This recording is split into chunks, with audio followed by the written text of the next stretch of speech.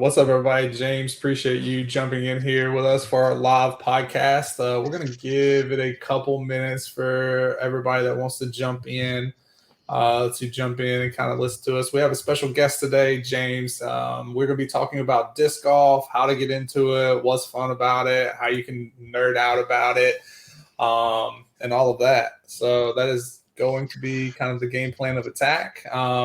So welcome to All Things Nerdy with Nate and Joe. I am Nate, big time nerd, and then we have Joe. Go ahead. Yep. Also, as you can tell, big time nerd.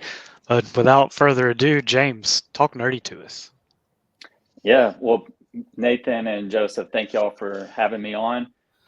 If you're going to say I'm a nerd, I'm a disc golf nerd. So excited to talk about disc golf.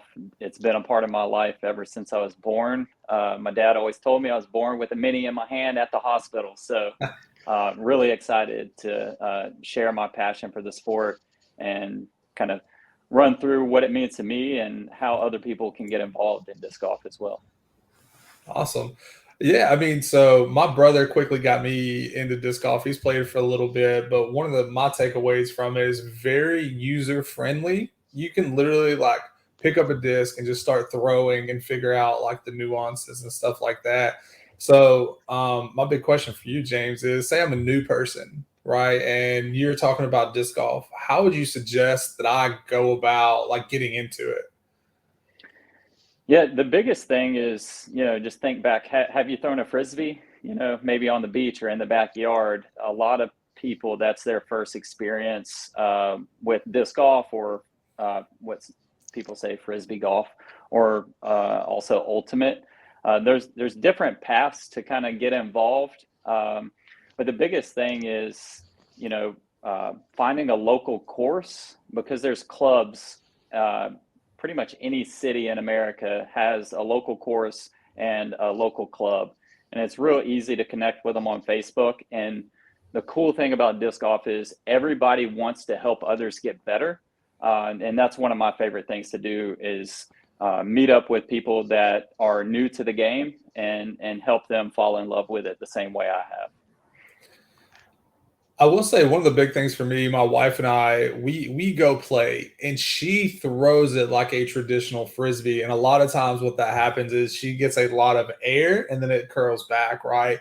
However, there is like a specific technique when you are throwing, right? What's it called, like the X step and the pull and all that. So walk us through some of the differences, like because you can't just go out and throw it like a frisbee, right? Especially if it's your first few times, but there is a technique to it. Yeah, there definitely is. And you don't want to overcomplicate it early on. So I definitely suggest planning your foot. If you're right-handed, would be your right foot forward. If you're throwing backhand, so there's a few different types of throws. It's backhand, forehand, where you're using, some people call it a flick. But I would suggest not overcomplicating the footwork because that comes with time. And then that's where you generate your power later on is from the ground up, all the way from your legs, your footwork, through your core, and their rotation and releasing out your fingertips.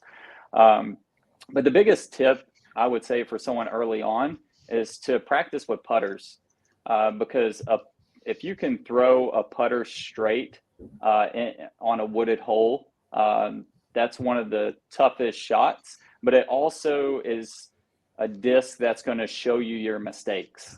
So a putter is typically stable. So if you throw it flat, it'll fly flat unless you put too much power or not enough power. But it's typically a stable putter is the best way to start out. So it can kind of show you what your mistakes are that you're making. So that brings up a question. Never played disc golf before. I was out here thinking like you just take a frisbee and go to the park and find the little pole with the chain on it, right? So you just said putter. Can you explain like there's different kinds of frisbees? Mind blown. What are the different kinds and like what are they used for? Yeah, so discs have evolved over the years. They started out with like fastbacks to where that's your typical frisbee, and then over the years the molds have changed to where they've gone from putters where they're more round edged and they're slower disc. They don't fly as far, and then you kind of work your way up to what's called a mid-range, where the top level players can throw those 400 feet, but your average player or someone just starting out could pick up a mid-range, and that's going to add a little more distance from their putter. And then from there, you work your way up to a fairway driver, and then a distance driver ultimately. And a distance driver is harder to throw for newer people. And so a way to compensate that is to pick up the right weight. So disc range from 150 grams up to like 175 grams. Sometimes, like, that's the legal weight range. Sometimes you'll see some that go up to like 180, things like that. But those are the different types of molds. I actually didn't know about the different weights. I've always just played with the ones that were given to me from like my brother, right? So I know about no idea about that. I will say, even me, who I've played a decent amount, I prefer to just plant my foot when I'm like driving off the tee pads. I prefer not to do the X steps. I also tend to only use 2 discs, which is the driver and a putter, and that's it. I don't tend to mess with the mid ranges too much because I can chunk it off the pad, and I don't play like crazy expert courses, right? I play a lot of the beginner friendly ones, but like I either just chunk it, and then from there, I feel like I can control the putter much better than I can anything else. Cause I know, like, so a lot of these courses, there's bends and stuff like that. Like there's overstable, understable. I don't understand any of that. So I just pick what flies straight and chunk them. Yeah. So something that flies straight is called the stable disc, to where if you release it flat, and you have a smooth throw, it's going to fly flat. You had mentioned overstable and understable. An overstable disc is something that's going to, if you're right-handed, its tendency is going to want to go left. And then understable, its tendency is going to want to go right. And you can use that based on the way the course is set up. If you're having to alter the angle or trajectory of your disc, you would want to leverage the overstability or understability or a stable disc to kind of execute the shot that you're attempting. But like I said, like early on, Nate, you got the right idea. The putter, as long as you put it on the angle, it's going to fly that flight.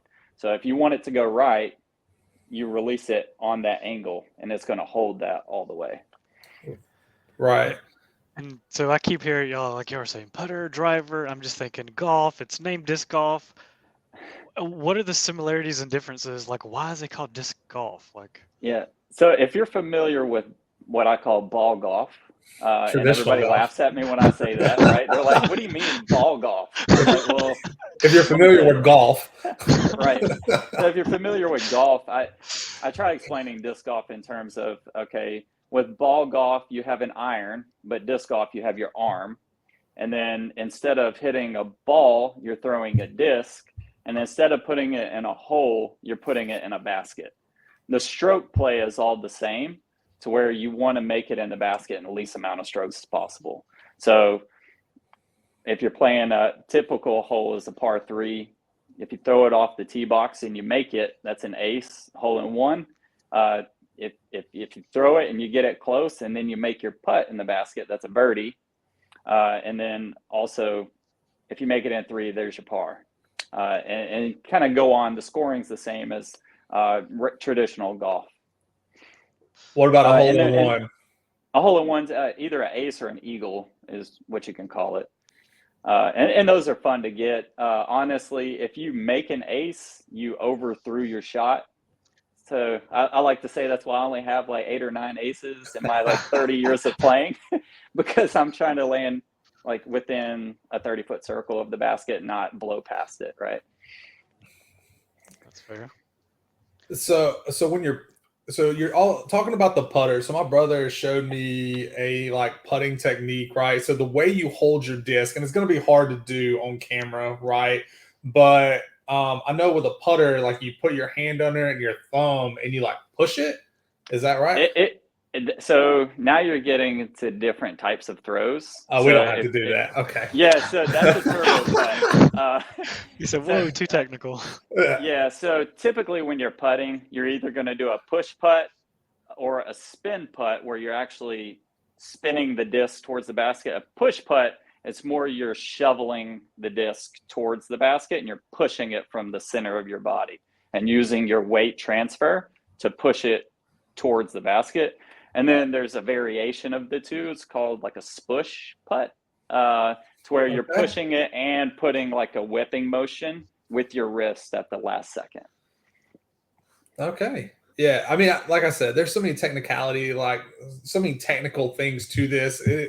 You can start by just simply throwing a frisbee, like going out, picking up some discs, going to chunk them. Exactly. But ultimately, like the more you play, the more you're going to learn. Like I remember my first day versus like if I walk out there now, it is just night and day different. When I first started playing, I threw everything like overhand, right? Like this right here. Yeah, like a baseball or like a tomahawk. As I got older, this doesn't work like it used to, you know. So now I've got to where I throw a traditional disc golf style, but it is really cool about how just beginner friendly disc golf is. I can honestly say I've never met one person who is just nasty or mean. Everyone in the disc golf community wants to help you out, you know, is willing to talk to you. Even to the point, like you put your names and numbers on disc. If you lose a disc, someone finds it, they hit you up, you get your disc back, right? And stuff like that. So the community is so different from a lot of like different, I guess, nerdy style things, because usually it is a roadblock, right? People are like, oh, you are slow playing in front of us and things like that. But that has never been the case for me in disc golf. You want to expand a little bit? Yeah. A lot of times if you're on the course and someone sees you struggling, or they obviously know that you're new, they'll probably invite you to play with their group, right? To where you can look at their form and see what they're doing and try to pick up things from that. There's also so many different tutorials and different YouTube videos that you can watch on every aspect of the game, whether it comes from the different types of discs, the different brands of discs, and then the variations of flight patterns that the disc have as well. So there's definitely a lot that kind of goes into it, but what I would want our listeners to take away from this is the barrier to entry is very low. You literally just need a putter, like 1 or 2 discs, and you can walk onto the course and play for free. There's some courses that you do have to pay to play, like if it's a state park and you have to pay to just get in the entrance. And then even then it's like $3 or $5. But most courses across the United States, it's free to play. So your only cost is your commute there and then how much you paid for your disc. And then there's places like Play It Again Sports. I know a lot of people have heard of those stores where you can buy used discs.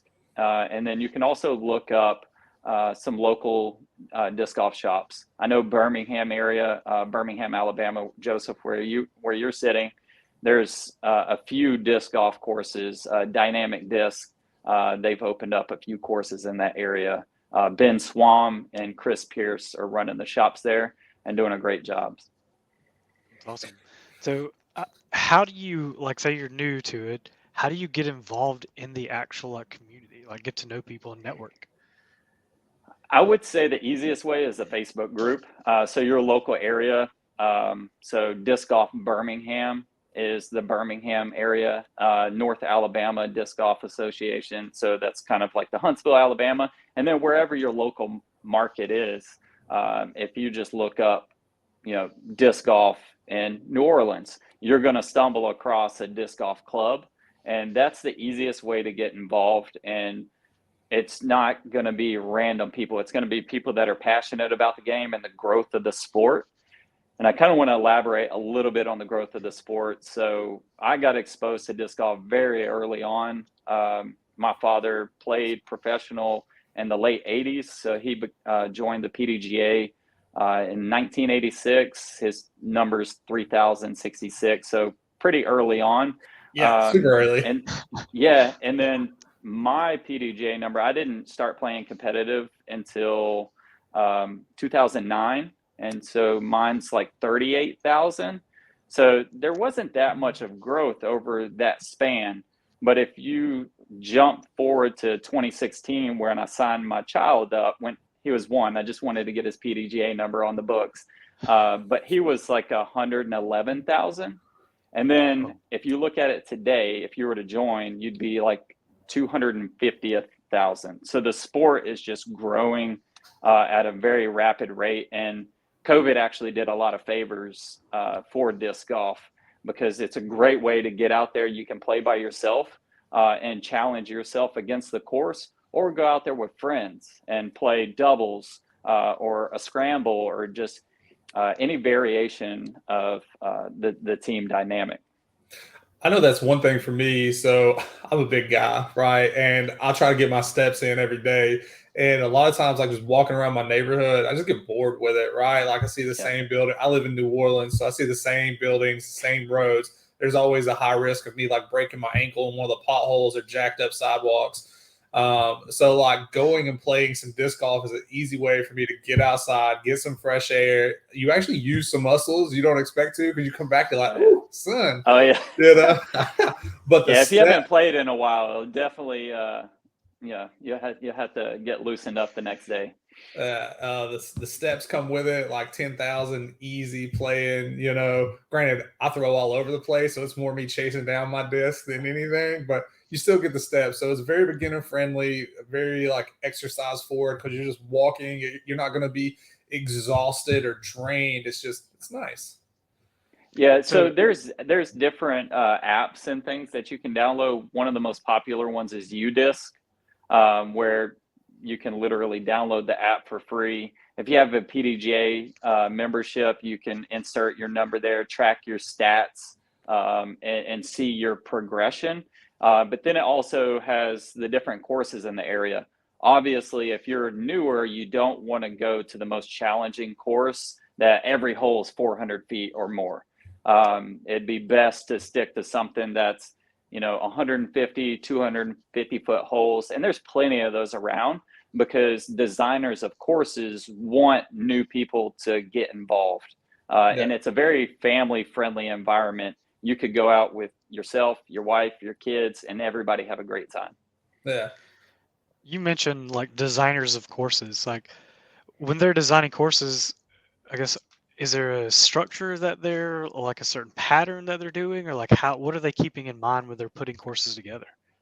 One of my favorite things about a course is there's a lot of challenging aspects to it, but one of the things that I like most when a course is designed this way is where the back 9 and the front 9 end like at the parking lot, to where you can pop into the car, hit the ice chest, grab another refreshment before you hit the back 9. So that's something that you would typically see at a course that has a high volume of people, one that's designed that way.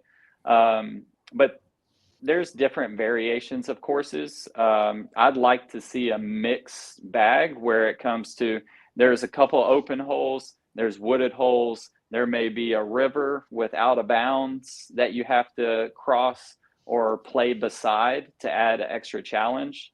And then, like I said early on, having a narrow hallway shot through the woods where you have to throw a mid-range or a putter is a very technical shot. So I like seeing one or two of those on a course as well. So I started playing in Charleston, South Carolina, and the two courses that I always played were James Island Park course and Trophy Lakes course. Trophy Lakes was much more open. There was a lot of water, so you had to worry about your hazards, throwing it out of bounds. I lost so many discs. Oh my gosh, so much money was spent there.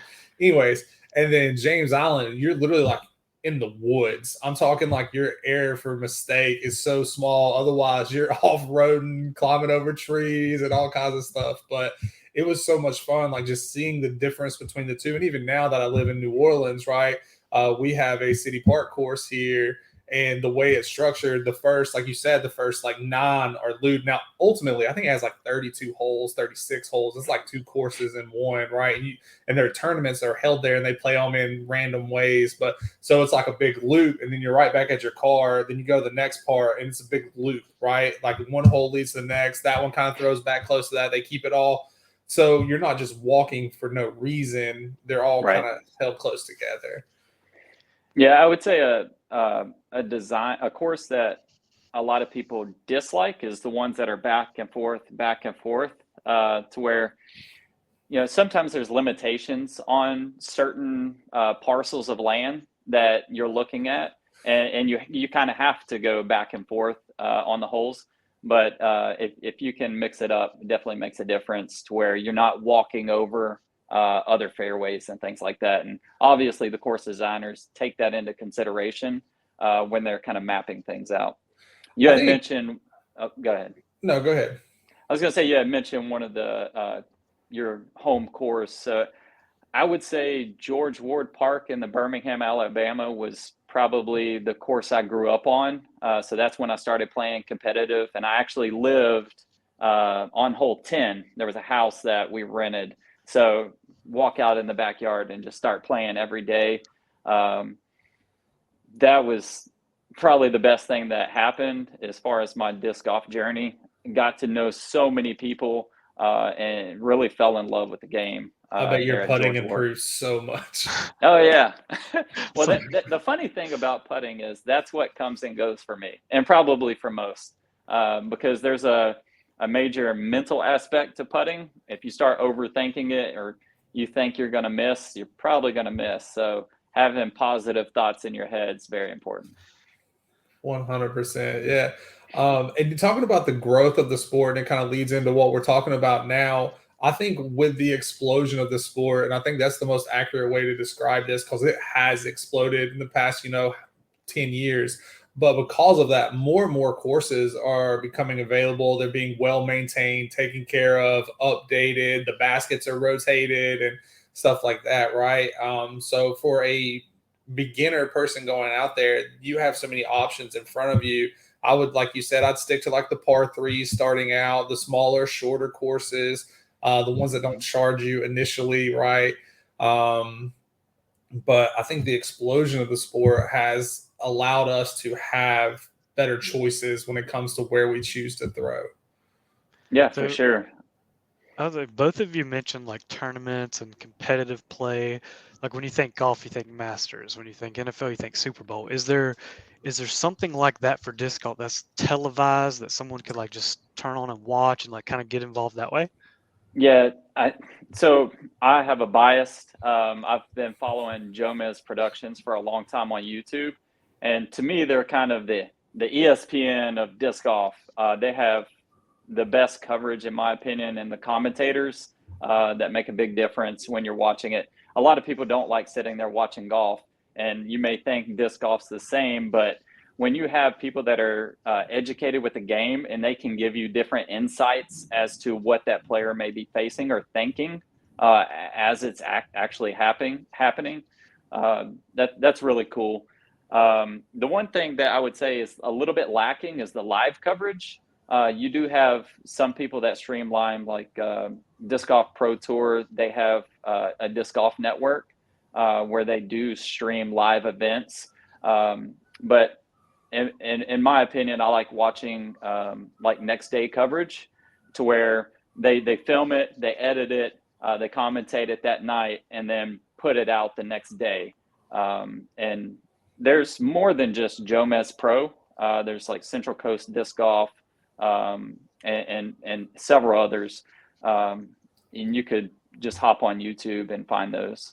I'll say for the live coverage, it's probably a lot harder to do it because of the budget behind disc golf, right? Like we can compare disc golf and golf, or ball golf, whatever you want to call it, because of how similar they are in ways. But when you look at budget, income, I mean, you just said the Masters show. Their budget, like, come on. You can't compete with those kind of things. Yeah.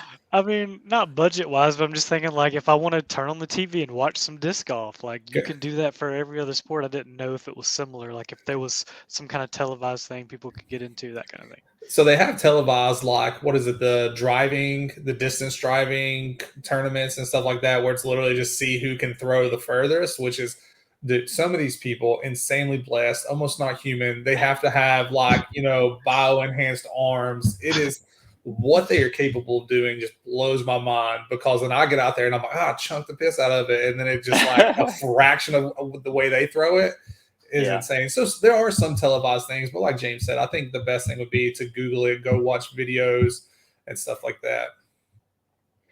Go ahead, James. I was going to say that's the start, right? And then getting out there and actually testing yourself and putting yourself on the course and seeing how you do. A lot of people start with field work where you can literally just go to a park, an open field, and see how your discs fly. Because if you don't know what your discs are going to do, there's no point in being on the course because you're just going to get frustrated. So that would be a suggestion for me to someone that's new is go out to an open field, pick a spot on the field where you're trying to land your disc and start there, right? And then take that to the course, your knowledge of what you just learned about your disc and how you manipulated the disc to make it do what you wanted it to do, and try to replicate it on the course now where there's obstacles like trees and the wind elements and water and stuff like that. I will say, disclaimer, don't try to throw it back and forth with people. That stuff hurts, right? Yeah, you can look right there. I caught one early on when I was 6 from my sister, actually. Is when the beveled edge disc just came out. We grabbed one of my dad's, I think it was a Gazelle, grabbed one of those bad boys and was playing catch in the backyard and had to get stitches, rushed to the hospital. No fun. Stick with a Frisbee if you're playing catch, or something a little softer. Yeah, for sure. So my wife and I went to the park and we had one, and I was like, oh, I guess we can throw this. No, quickly. I was like, oh, that hurts. You know, that don't work. She brought that heat, Nate. So a couple quick questions, last questions for you. What is your favorite disc? Let's do putter, mid-range, and yeah, driver. I was about to say, can I give you multiple? So I started out throwing Innova. Back in the day when I started, there was really only 3 companies, Innova, Discraft, and Gateway. And I just started throwing what my dad bought me. So I was throwing an AVR for a putter. So I would say my favorite putter is a classic AVR. It's a very stable, true disc. You don't have to put too much into it to make it do what you want it to do, and very controllable and user-friendly for newer people as well. A mid-range, I would say it'd have to be the KC Pro Rock. KC stands for Ken Climo. He's the GOAT when it comes to disc golf. I know anytime you mention a GOAT in a sport, there's a lot of controversy. A lot of people may throw Paul McBeth's name in there if they're newer to the sport, but Ken Climo was definitely someone that pioneered the competitive scene and has many world titles and USDG championships. So I would say KC Pro Rock is my mid-range of choice. And then a fairway driver would be a T-Bird, Innova T-Bird. And then the distance driver would have to be a Star Destroyer. Okay. Go long and far. Fly straight and true, right? I will say the art on the disc is so cool. If you get into it for nothing else other than like go to a shop and look at the art that they put on these discs. They are absolutely stunning. They're beautiful. They're so well done. It's crazy to see. Like, that's one of my favorite things. Like, I'll go to the shop. We have one down on Magazine. I'll go there and like I'll just look just because I'm like, oh, what is the new things? Like, oh, let me look at this stuff. And every time I go, I'm like, Steph, look how cool this disc is. Like, look at this art, you know? Yeah, those are typically called hot stamps, where the manufacturer has a machine where they stamp on a foil hot stamp. But you know, you can get custom made disc. A lot of people have them custom dyed as well, to where, you know, if you know somebody in a local club, typically all clubs have somebody that's dyeing disc or multiple people dyeing disc. So that's a real cool way to kind of make your bag your own. So you had mentioned the working out aspect. Once you kind of get into the sport, you'll have what's called most people use what's called like a backpack bag that's built to hold disc.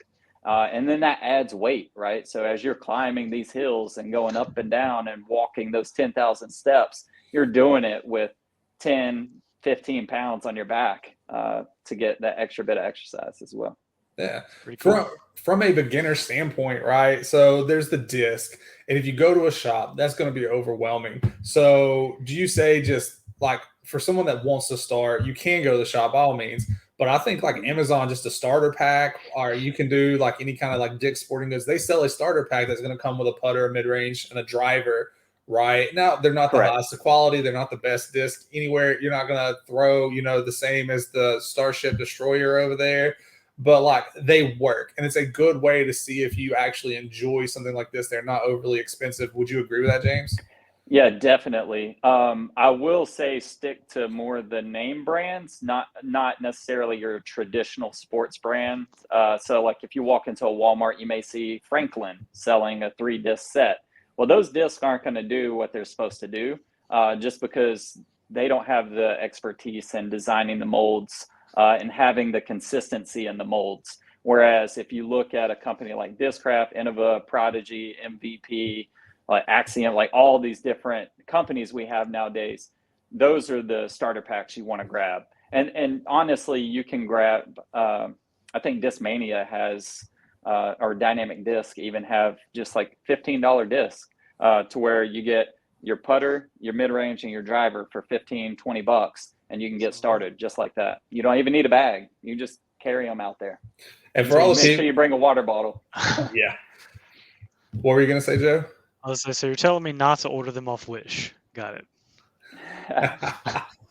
Facts.